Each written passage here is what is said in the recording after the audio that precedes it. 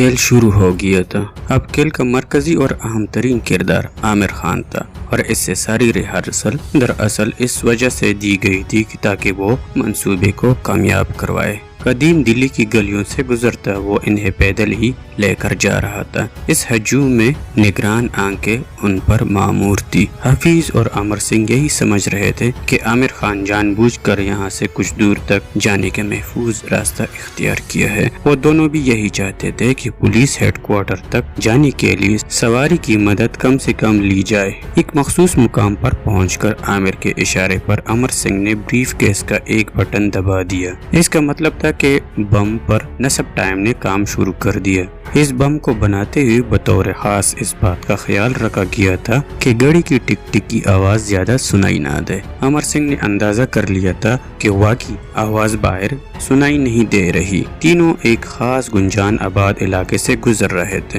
جب ایک جگہ ٹیکسی سٹینڈ پر عامر نے انہیں رکنے کا اشارہ کیا۔ یہاں سے ٹیکسی لیتے ہیں، اس نے حفیظ کے نزدیک سے گزرتے ہوئے کہا۔ حفیظ نے اس بات میں گردن ہلا دی اور امر سنگھ کی طرف دیکھا جو دونوں سے بظاہر لاپرواہ سوٹ میں ملبوس ہاتھ میں بریف کیس پکڑے کسی سرکاری افیسر کی طرح ایک طرف تھا۔ چاروں طرف عوام کا اژدہا تھا یا پھر پولیس کی سپاہی جو محض اپنی کارکردگی دکھانے کے لیے خواہ مخواہ کسی سائیکل، رکشہ، موٹر سائیکل اور ٹیکسی والے کو رک کر تلاشی کے لیے کہتے اور اپنی مٹھی گرم ہونے پر انہیں آگے جانے دیتے۔ اچانک ہی عامر اور حفیظ نے پولیس کے دو نوجوانوں کو امر سنگھ کی طرف بڑھتے ہوئے دیکھا۔ سر، آپ کہاں جائیں گے؟ ایک پولیس والے نے اچانک ہی امر سنگھ سے پوچھا۔ کیا مطلب ہے تمہارا؟ دماغ تو ٹھیک ہے نا؟ مجھے نہیں پہچانتے؟ امر سنگھ نے بغیر کسی ہچکچاہٹ کے ان پر رعب جمایا۔ سر، معافی چاہتے ہیں، ڈی سی پی صاحب کا حکم ہے کہ کسی بیگ بریف کیس کو بغیر تلاشی کے آگے جانے نہ دیا جائے۔ ایک سپاہی نے جو دراصل راکا انسپکٹر بڑی عاجزی سے کہا۔ شٹ اپ، میں بھی سی بی آئی آفیسر ہوں۔ امر سنگھ نے انہیں ڈانٹ کر بگانا چاہا۔ سر، آپ کو تو پھر ہماری مجبوری سمجھنی چاہیے، کرپا کر کے اپنا کارڈ دکھا دیجیے، اس سپاہی نے کہا۔ اس درمیان ان کا حوالدار بھی اس طرف آ گیا۔ اے کیا ہے، کیوں صاحب کو تنگ کر رہے ہو؟ اس نے دور ہی سے دونوں کو ڈانٹا۔ کیا بات ہے صاحب؟ اس نے نزدیک آ کر بڑے احترام سے امر سنگھ سے پوچھا۔ کیسے بدتمیز لوگ ہیں یہ؟ امر سنگھ نے اپنا تن تکا برقرار رکھا۔ اوئے کیا بات ہے، کیا پڑا ہے؟ حوالدار صاحب نے بظاہر سپاہیوں کو ڈانٹا۔ مہاراج، ہم نے سر کو ڈی سی پی صاحب کا حکم بتایا ہے، یہ سی بی آئی آفیسر ہے، ہم نے کوئی غلطی نہیں کی، ان سے صرف ان کی شناخت طلب کی ہے۔ سپاہی نے بظاہر ڈرتے ہوئے حوالدار سے کہا۔ سر معاف کیجیے، ہماری مجبوری ہے، آج کوئی وی آئی پی بھی چیک ہوئے بغیر نہیں جا سکتا، آپ انہیں اپنا آئی ڈی دکھا دیجیے۔ حوالدار نے وہی بات کہی۔ امر سنگھ سمجھ گیا کہ وہ پھنس گیا ہے۔ اس سے کچھ فاصلے پر موجود حفیظ کے نزدیک کھڑے عامر نے بظاہر ان کی مدد کے لیے آگے بڑھنے کی اداکاری کرنی چاہی، لیکن اس کے کندھے پر حفیظ نے ہاتھ رکھ کر اسے روک دیا۔ کیا بکواس ہے، کہتے ہوئے بظاہر عامر سنگھ نے بریف کیس زمین پر رکھ کر بڑے غصے سے اپنے کوٹ کی جیب میں ہاتھ ڈالا تھا تاکہ اپنی شناخت دکھا سکے، لیکن شناخت کے بجائے وہاں سے پستول برآمد ہوا۔ خبردار، اپنی جگہ کھڑے رہو ورنہ مارے جاؤ گے۔ امر سنگھ نے انہیں للکارا تو وہاں موقع پر 2-3 لوگ اس کی طرف متوجہ ہو گئے۔ یہ بڑی عجیب سچویشن تھی۔ 10-15 آدمی بیک وقت امر سنگھ کی طرف بڑھتے دکھائی دے رہے تھے۔ اس نے اچانک ہی ایک ہوائی فائر کر دیا اور ایک طرف بھاگنا شروع کر دیا۔ پستول دیکھ کر کسی کو اس کی تعقب کی جرت نہیں ہو رہی تھی۔ عامر حیران تھا کہ امر سنگھ یا حفیظ نے اسے ابھی تک پستول کے بارے میں کچھ نہیں بتایا تھا اور اچانک ہی اب پستول نکل آیا تھا۔ اس سے یہ فکر دامنگیر ہوئی تھی کہ کہیں اس کے مالکان اس بات کا غصہ نہ کرے کہ اس نے پستول کے بارے میں انہیں آگاہ کیوں نہیں کیا۔ ملکی اور غیر ملکی میڈیا میں دن رات ایک ہی راگ الاپا جا رہا تھا۔ غیر ملکی طاقتوں کی اشیرباد سے کشمیری اور سکھ دہشت گردوں کی طرف سے دلی میں تخریب کاری کا خطرہ ہے۔ غیر ملکی مہمانوں میں جن کی اکثریت سفارتکاروں اور اعلیٰ حکام پر مشتمل تھی، اس پروپیگنڈے سے ان میں خوف کی لہر دوڑ گئی تھی، کیونکہ اس سے پہلے راہ نے سری نگر میں اپنے ایک ذیلی نام نہاد مجاہد تنظیم سے 5 غیر ملکی سیاح بھی اغوا کروا دیے تھے، جس کے بعد سے یورپین اور امریکی ایجنسیوں نے بھارت میں موجود اپنے شہریوں کو وارننگ دے رکھی تھی کہ وہ بھارت میں سفر کے دوران بے حد محتاط رہے اور مقبوضہ کشمیر کا رخ بالکل ہی نہ کرے۔ اب دھماکے کروا کر بے گناہوں کے خون سے ہولی کھیل کر راہ نے ایک مرتبہ پھر دنیا بھر کے میڈیا میں مسلمانوں کو بدنام کر دیا تھا۔ اپنی آزادی کے لیے سربکف کشمیری مجاہدین کو دہشت گرد بنا دیا تھا۔ اس طرح انہیں ایک مرتبہ پھر بے گناہ کشمیری عوام کی جان و مال سے کھیلنے کا، ان کے گھروں کو جلانے کا، ان کے قتل و غارت گری کا لائسنس مل گیا تھا۔ اب لمبے عرصے تک وہ اپنا شیطانی کھیل کھیل سکتے تھے اور دنیا بھر کی ہیومن رائٹس کی تنظیموں کو گمراہ کر سکتے تھے۔ رات گئے اس بم دھماکے کے متعلق جو سرکاری بیان جاری ہوا، اس میں بتایا گیا تھا کہ کشمیری اور سکھوں نے بھارتی سالمیت کے خلاف مشترکہ کارروائی کی ہے، جس سے سرحد پار سے پشت پناہی حاصل تھی۔ دہشت گردوں نے گنجان آباد علاقے میں بم دھماکہ کر کے عوام کے جان و مال کو نقصان پہنچا کر حکومت کو بلیک میل کرنے کی کوشش کی ہے، لیکن حکومت ان کے بلیک میلنگ میں نہیں آئے گی، بلکہ ان سے آہنی ہاتھوں سے نمٹا جائے گا۔ پولیس کے ساتھ مقابلے میں مرنے والے ایک دہشت گرد کی امر سنگھ کے نام سے شناخت ہوئی تھی، جس کا تعلق خالصتان کمانڈو فورس سے تھا اور جس کے متعلق بھارتی انٹیلیجنس نے اطلاع دی تھی کہ وہ کافی عرصے سے سرحد پار پاکستان میں پناہ حاصل کر چکا ہے۔ ایک بیان میں بھارتی وزیر اعظم نے پاکستان کو سخت چیتونی دیتے ہوئے مذموم کارروائیوں سے باز آنے کے لیے کہا تھا اور دنیا بھر کی توجہ پاکستان کی ان کارروائیوں کی طرف مبذول کرائی تھی، جس کی وجہ سے بھارت کے بے گناہ شہریوں کو اپنی جان سے ہاتھ دھونے پڑے، جس کے ساتھ ہی اس عزم کا ارادہ کیا گیا تھا کہ حکومت ان کارروائیوں کا سختی سے نوٹس لے لے گی۔ امر سنگھ کو پستول نکالتے ہوئے عامر اور حفیظ نے دیکھ لیا تھا۔ وہ یہاں کھڑے ہونے کا خطرہ مول نہیں لے سکتے تھے۔ آپ نکل جائے، میں جاتا ہوں۔ عامر نے بظاہر حفیظ کو یہی تاثر دینا چاہا کہ وہ اس سے بچا کر خود قربانی دینے کا ارادہ رکھتے ہیں، لیکن حفیظ نے اس کے کندھے پر مضبوطی سے ہاتھ رکھ کر اسے روک دیا۔ نہیں خالد بھائی، آپ میرے ساتھ بھی نہ رہیں، اب یہاں سے ہماری منزل الگ الگ ہے، انشاءاللہ سری نگر میں ملاقات ہوگی، اس نے کہا۔ عامر کا ہاتھ تھاما اور تیزی سے خدا حافظ کہتے ہوئے دوسری طرف گھوم گیا۔ عامر ہکا بکا اپنی جگہ کھڑا رہا۔ یہ نئی بپتا آن پڑی تھی، اسے احکامات کے مطابق ابھی ان لوگوں کے ساتھ ہی رہنا تھا، جبکہ حفیظ الگ ہو رہا تھا۔ امر سنگھ اور پولیس کے درمیان فائرنگ ہو رہی تھی اور امر سنگھ پلک جھپکتے ہی مارا گیا تھا۔ ایک بات کا تو اس سے یقین تھا کہ اگر حفیظ کے پاس اسلحہ ہوتا وہ اس کے استعمال سے قطعاً نہ چوکتا اور ضرور امر سنگھ کو بچانے کی کوشش کرتا۔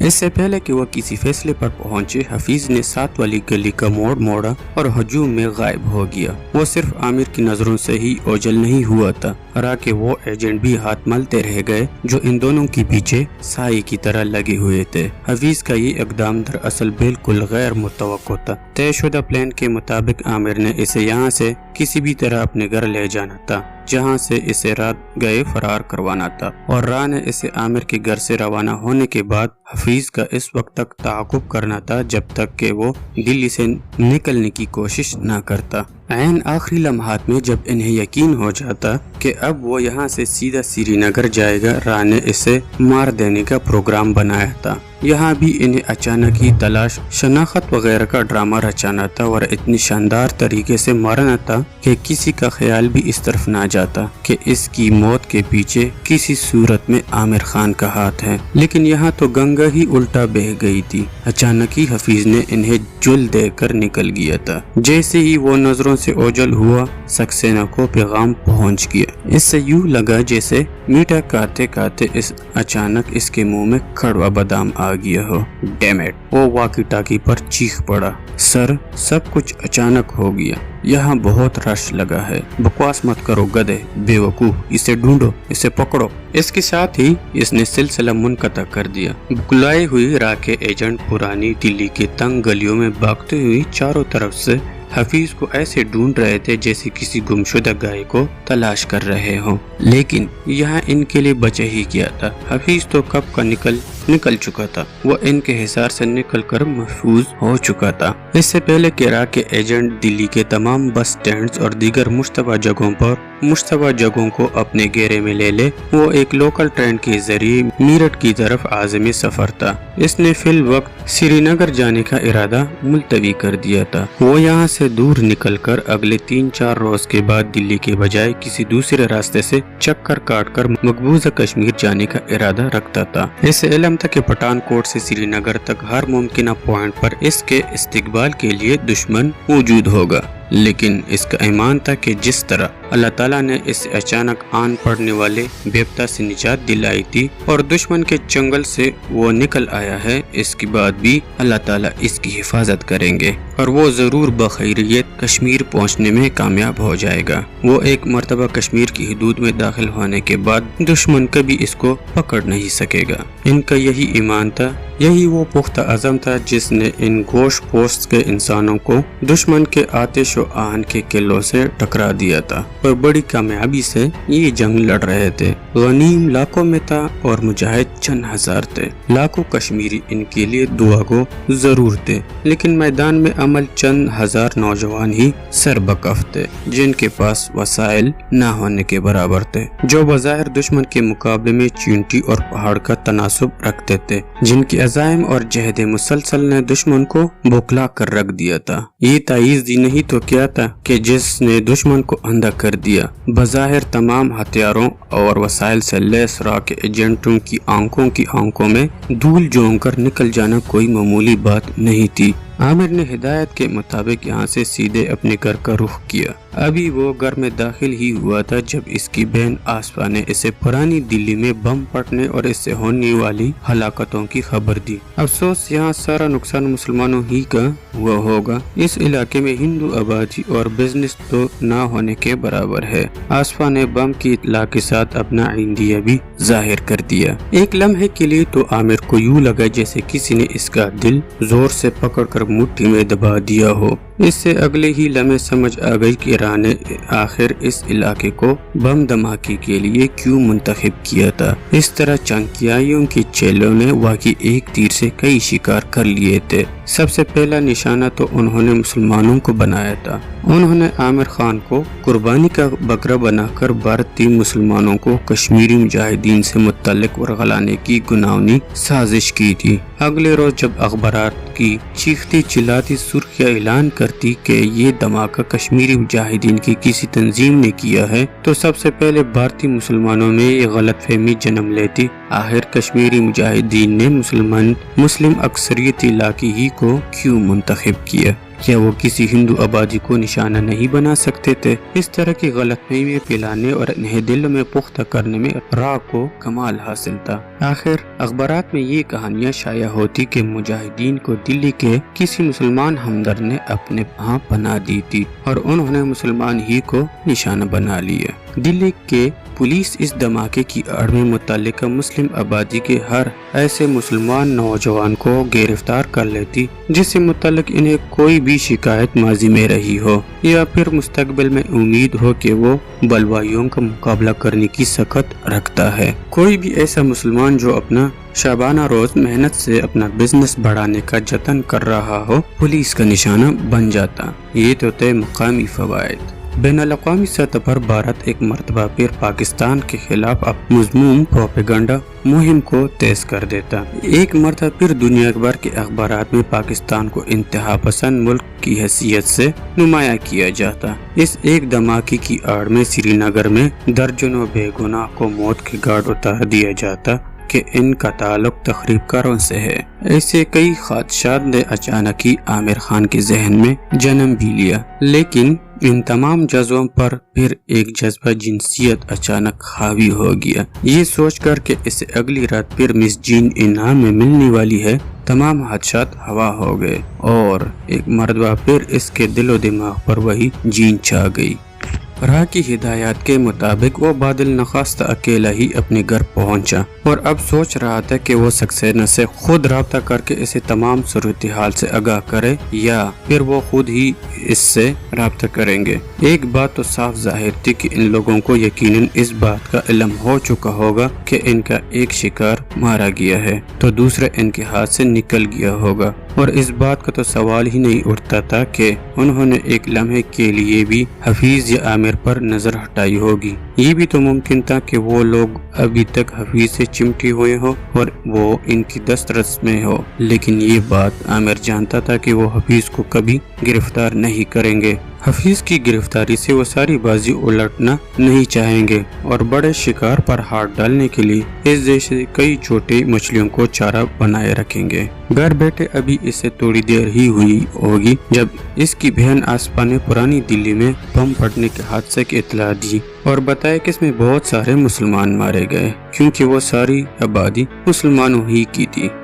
आमिर का माथा टिंका, लेकिन इसने बज़ाहिर इससे लाताल्लुक़ इख्तियार किए रखी जैसे वो आसफा के सामने पहले क्या करता था। आसफा ने जब देखा वो बिल्कुल टस से मस नहीं हो रहा तो वो चुपचाप वापस चली गई। आमिर कदर बेचैन था, लेकिन कमाल ज़बत से इसने अपनी बेचैनी छुपाई हुई थी। अभी तक इससे सक्सेना अजीज ने राब्ता नहीं किया था और ये बात इससे बड़ी उलझन में डाल रही थी। फिर इसने खुद को ये कहकर मुतमईन कर लिया कि इनके मामलात को इससे बहरहाल ज्यादा बेहतर समझते हैं और जानते हैं कि आमिर से कब राब्ता करना है और कब नहीं करना है। इस सोच ने इसे कदरे मुतमईन कर दिया था। इस वक्त वो अपने कमरे के सामने टेरेस में आरामदेह कुर्सी पर दराज था जब फरीदा ने इसे मुखातिब किया। आमिर ने चौंक कर इसकी तरफ देखा। खैरियत? फरीदा ने इसके चेहरे पर बेचैनी की तहरीर पढ़ ली थी। हाँ कोई बात नहीं, तुम सुनाओ कब आई? इसने बज़ाहिर फरीदा को मुतमईन करने के लिए कहा। मैं भी अभी आई हूँ, बड़ी अफसोसनाक खबर है, तुम्हें तो इल्म हो गया होगा। इसने आमिर की तरफ देखकर अजीब से लहजे में दरियाफ्त किया। हाँ वो बम धमाका वाकई बड़ी खबर है। आमिर ने चाहा वो इस मौजू पर बात ना करे। मुझे एक बात की समझ नहीं आई। खिलाफ तवक्को फरीदा ने अचानक ही पूछ लिया। क्या? आमिर ने हैरानगी से और चौंकते हुए पूछा। अगर ये बम धमाका वाकई मुजाहिदीन ने किया है तो उन्होंने मुसलमानों के इलाके का इंतखाब ही क्यों किया? वो कहीं और भी कुछ कर सकते थे। इसके लिए कैनॉट पैलेस से मौजूद जगह और कौन सी हो सकती थी? फिर आखिर उन्होंने बेचारे मुसलमानों पर ही क्यों क़यामत ढाई? फरीदा ने पूछा। ये भी तो मुमकिन है कि ये धमाका मुजाहिदीन ने किया ही ना हो और इन्हें मुसलमानों की नजरों से गिराने और बैनुल-अक़वामी दहशतगर्द साबित करने के लिए बतौर खास 15 अगस्त को ये कार्रवाई की गई हो। आमिर ने अचानक ही कदरे संजीदगी से कहा। अल्लाह तुम्हारा भला करे आमिर, तुमने मेरे दिल की बात कह दी। फरीदा ने जोश में इसका हाथ पकड़ लिया। आमिर यही चाहता था। वो नहीं चाहता था कि फरीदा का ध्यान एक लम्हे के लिए भी इस तरफ जाए कि इस धमाके में किसी भी तरह आमिर का हाथ है। इसलिए इसने फरीदा से वही कह दिया जो इसके दिल में था और वो बेचारी मजीद गुमराह हो गई। बड़ी कमीनगी का मुजाहिरा किया है उन्होंने। फरीदा ने होंठ चबाते हुए गुस्से से कहा। हाँ लेकिन ये कोई नई बात नहीं, तुमने खुद ही ऐसे तो बेशुमार कमीनगियां गनवाया करती हो। ये इनकी तारीख है, चाणक्य से आज तक वही सिलसिला जारी है। अरे भाई तुम खुद तो हिस्ट्री की तालिब इल्म हो, तुमसे बेहतर कौन जानता है। अफसोस तो इस बात का है कि इन विचारों की सफाई कोई भी कबूल नहीं करेगा। आमिर ने इसे मजीद खुश करते हुए कहा। हमारी इस काविश को पसंद करने के लिए लाइक का बटन दबा दीजिए और अपना फीडबैक कमेंट में लिख दीजिए। Tell me, till my heart breaks. Tell me what you want.